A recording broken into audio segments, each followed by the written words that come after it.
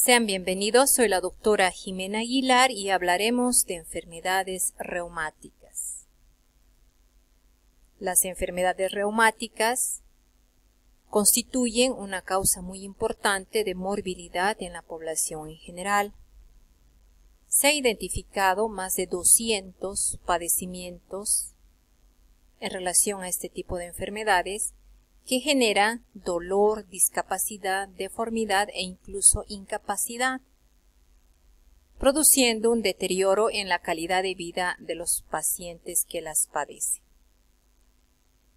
En Latinoamérica, en las últimas décadas, se ha producido una transición epidemiológica, es decir, con mayor prevalencia de patologías consideradas patologías del desarrollo, entre ellas las enfermedades reumáticas, y se calcula que el 10% de la población en general padece alguna enfermedad de este tipo.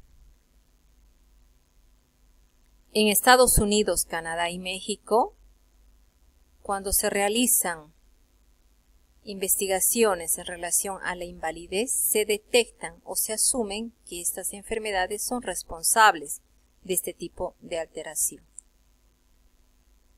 En México, en el Instituto Mexicano del Seguro Social, la tasa de invalidez ha sido calculada en 1.38 por cada 1000 pacientes que se encuentran con derecho a recibir el seguro. Del año 2000 al 2010 se denominó la década del hueso, de la articulación, para resaltar la importancia de estas enfermedades. 4 enfermedades fueron consideradas de especial relevancia, como la artritis reumatoidea, la osteoartritis, la osteoporosis y dolor de la espalda baja. Esta es la enfermedad que ha sido identificada con mayor relevancia y es la artritis reumatoidea. Este tipo de enfermedad afecta especialmente a las articulaciones. Las articulaciones más afectadas son las metacarpofalángicas, la articulación de la muñeca, las interfalángicas proximales, las metatarsofalángicas, pero también vemos que pueden afectar otras articulaciones, por ejemplo, la articulación de la rodilla, que podría ser muy invalidante. En esta primaria imagen podemos identificar a lo que se denomina dedos en ráfaga. Estos dedos en ráfaga se caracterizan porque presentan una desviación cubital de todos los dedos, como consecuencia del empuje del pulgar sobre el índice. También en esta otra imagen podemos identificar un dedos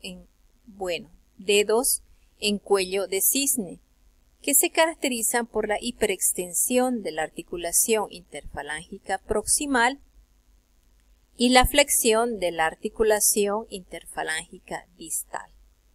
También tenemos aquí el dedo en ojal. Tenemos que se caracteriza porque presenta una flexión del pulgar de manera permanente, con incapacidad para la extensión. Presenta, por lo tanto, una flexión articular de la interfalángica proximal y de tal manera que la última falange se sitúa en hiperextensión. Aquí tenemos el pie triangular, que se caracteriza porque se produce una hipertrofia de la sinovial de la primera a la quinta articulación metatarsofalágica, dando lugar a esta forma triangular.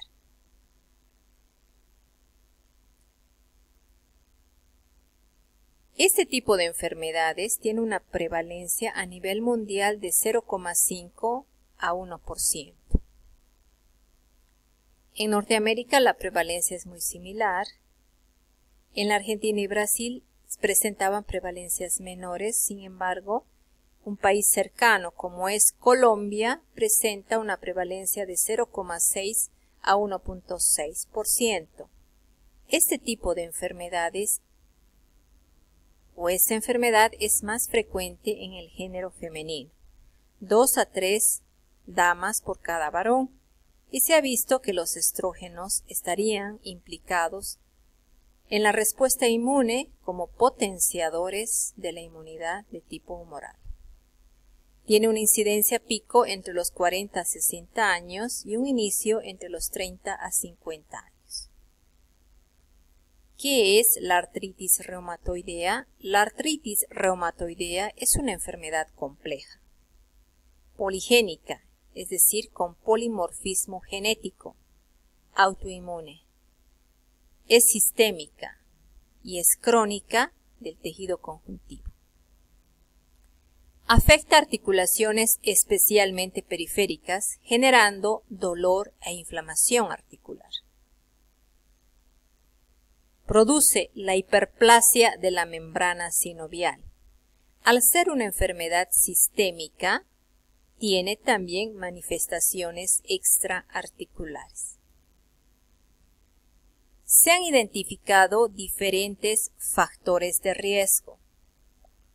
Hace un momento indiqué el género femenino, que era más frecuente en las damas que en los varones, 2, 3 mujeres por cada varón.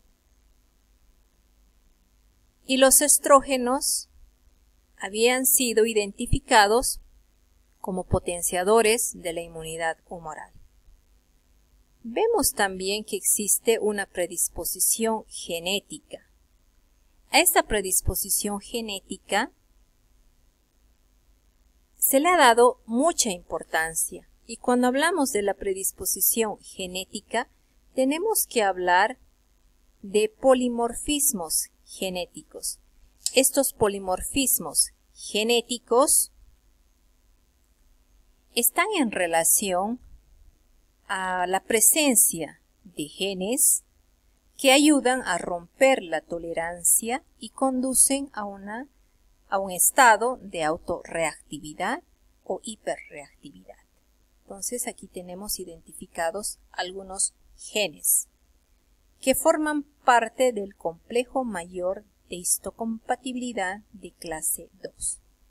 También se ha visto que existen polimorfismos a nivel de la proteína tirosina fosfatasa 22, polimorfismos a nivel de promotores de citoquinas y polimorfismos a nivel del gen de transducción de señales.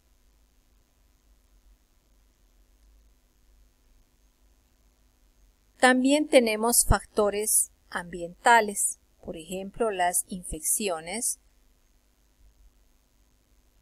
por porfiromona gingivalis, que se encuentra especialmente en las caries dentales, virus Epstein-Barr, citomegalovirus, micoplasma, rubiola, parvovirus, hipovitaminosis de vitamina D, déficit de omega 3, el humo del tabaco. Se ha visto que el humo de tabaco, los productos bacterianos, los componentes virales, contribuyen a romper la tolerancia inmunológica. De tal manera que todos estos factores pueden conducir a una modificación posttranscripcional a nivel de la síntesis proteica, a lo que se ha llamado citrulinización de residuos de arginina en las superficies mucosas o en la membrana sinovial de personas autorreactivas o con hiperreactividad, generando de esta manera anticuerpos contra esas proteínas modificadas. Esos anticuerpos son el factor reumatoide y los anticuerpos anticitrulina.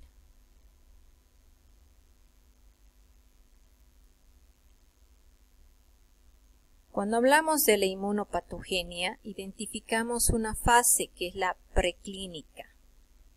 En esa fase preclínica tenemos, como ya habíamos indicado, la susceptibilidad en relación al polimorfismo genético identificamos el sistema de histocompatibilidad leucocitaria DRB104.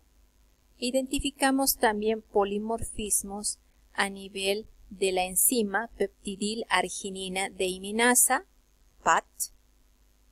Y esta PAT está en relación con las modificaciones post-transduccionales que indiqué hace un momento, que eran cambios químicos que sufren las proteínas después de ser sintetizadas. Una de estas modificaciones post-transcripcionales es la citrulinización, es decir, la conversión del residuo de arginina a citrulina, la cual es catalizada justamente por el PAT, esta enzima, la enzima peptidil arginina deiminasa. Esta alteración en la síntesis proteica, esta modificación post-transduccional, genera autoantígenos. Posteriormente, ante la presencia de autoantígenos, en la fase clínica o de segundo golpe, se produce una reacción inmunológica con la presencia de inmunocomplejos y una respuesta inflamatoria a nivel articular y extraarticular. En este tipo de patología, la afectación inicial se produce a nivel de la membrana sinovial, generando neovascularización, infiltración, proliferación, con la generación de una lesión a la cual ha sido considerada incluso como patognomónica. Nos referimos al panus, que es un tejido de granulación con cambios en la microvascularización e hiperplasia de la membrana sinovial. Pero también, más tardíamente, hay afección articular, generando deformación y posteriormente la consolidación de ese tejido de granulación denominado panus.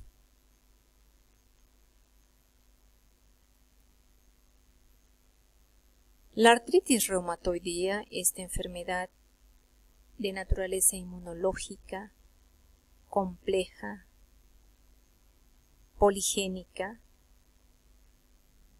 afecta inicialmente, como indicamos, a la membrana sinovial. Posteriormente vemos que esa afectación se va consolidando en la generación de un tejido de granulación con alteración en la microvascularización e hiperplasia de la membrana sinovial, lo que denominamos panus. Posteriormente puede generar fibrosis y anquilosis porque la articulación se encuentra invadida por el tejido conectivo. Luego puede haber mayor afectación, generando incluso la pérdida de la articulación con huesos fusionados. Entonces, la artritis reumatoidea es una enfermedad muy compleja, es una enfermedad que lleva a dolor, discapacidad, incapacidad y con grave deterioro de la calidad de vida de nuestro paciente. Posteriormente seguiremos.